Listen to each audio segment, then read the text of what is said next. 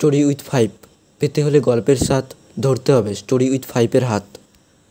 পূর্ব মেদিনীপুরের এক কোণে একটা ছোট্ট গ্রাম, নাম ছোট্ট শালবনী। সাধারণ গ্রাম, সাধারণ মানুষ, কিন্তু চারপাশে একটি ব্যতিক্রম, এক ভয়াবহ জঙ্গল, যার নাম ভৈরবডাঙ্গার জঙ্গল। এই জঙ্গলের একটা অদ্ভুত ইতিহাস আছে। যারা সন্ধ্যার পরে সেখানে ঢুকেছে তারা আর ফিরে আসেনি। লোকেরা বলে ওখানে কিছু আছে, ওখানে ছায়ারা বেঁচে থাকে। এই গ্রামের 3 বন্ধু, সৌরভ, নিলয় আর তুহিন। তারা 10ম শ্রেণীতে পড়ে। প্রতিদিন স্কুল শেষে নদীর ঘাটে বসে গল্প করে, হাসে, আবার কখনো কখনো ভূতের গল্প শুনে গা ছমছম করে। একদিন সৌরভ হঠাৎ বলল, সবাই বলে ভৈরবডাঙ্গার জঙ্গলে ঢুকলে নাকি মারা যায়। চল না আমরাই একবার যাই, দেখি সত্যি কিছু আছে কিনা। নিলয় আর তুহিন প্রথমে ভয় পায়, কিন্তু শেষমেশ বন্ধুর চাপে রাজি হয়। তারিখ ছিল 13ই জুলাই, শনিবার। আকাশে হালকা মেঘ। বিকেল 4টায় তারা ব্যাগে টর্চ, মোবাইল, বিস্কুট আর একটা ছোট্ট ছুরি নিয়ে রওনা দিল। জঙ্গলের মুখে পৌঁছাতে পৌঁছাতে 5টা বেজে গেল। আলো কমে আসছিল। জঙ্গলের ভিতরে ঢোকার পরেই তারা টের পেল এই জায়গাটা আর 5টা বনের মতো নয়। এখানে বাতাস নিঃশব্দ, আর চারিদিকের গন্ধটা কেমন যেন রক্ত আর ফুল মিশ্রিত। তারা যখন একটা ঝোপের পাশ দিয়ে যাচ্ছিল, তখন হঠাৎ চারপাশে সব শব্দ থেমে গেল। পাখির ডাক নেই, গাছের পাতাও নড়ে না। একটা মেয়ের গলা ভেসে এলো বাতাসে, ফিরে যা, ফিরে যা, রাত আসছে। 3 বন্ধু থেমে গেল, একে অপরের দিকে তাকালো। তুহিন বলল, তুমি শুনলে?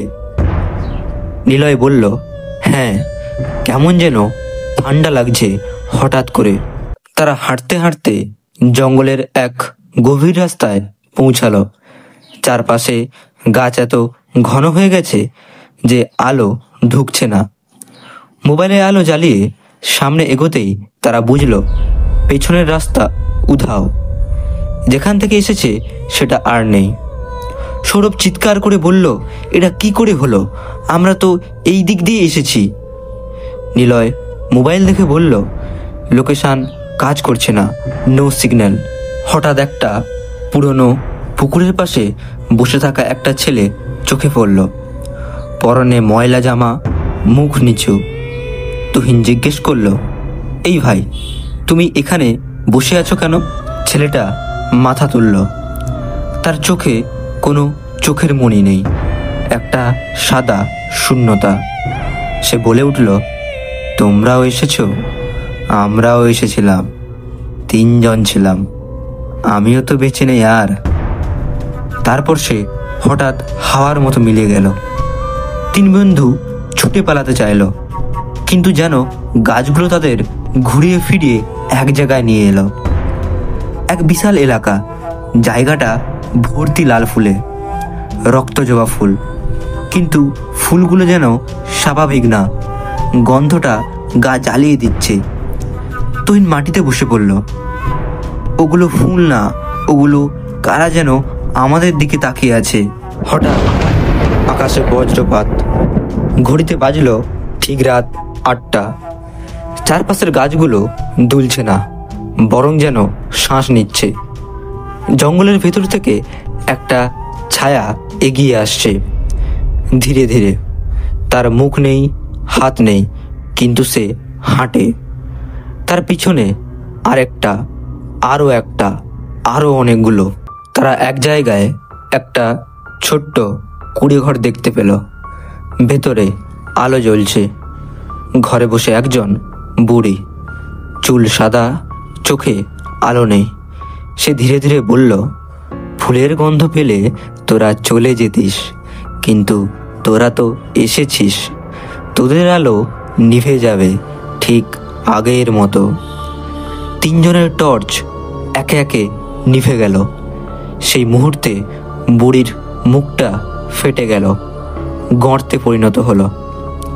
তার ভিতর থেকে বেরিয়ে এলো তিনটা সাদা চোখ। পরদিন সকালে গ্রামের লোকজন জঙ্গলের ধারে খুঁজে পায় তিনটা মোবাইল, কিন্তু কেউ নেই, কোনো পায়ের ছাপ নেই, কোনো চিহ্ন নেই। তাদের আর খুঁজে পাওয়া যায়নি। শুধু সন্ধ্যা নামলেই আজও ভৈরবডাঙ্গার জঙ্গলের পাশ দিয়ে হাঁটলে শোনা যায় একটা কিশোরের কণ্ঠ, আমরাও গিয়েছিলাম, একটা ছায়া হাসে, তিনটা আলো নিভে যায়। করো সাবস্ক্রাইব, শোনো স্টোরি উইথ 5।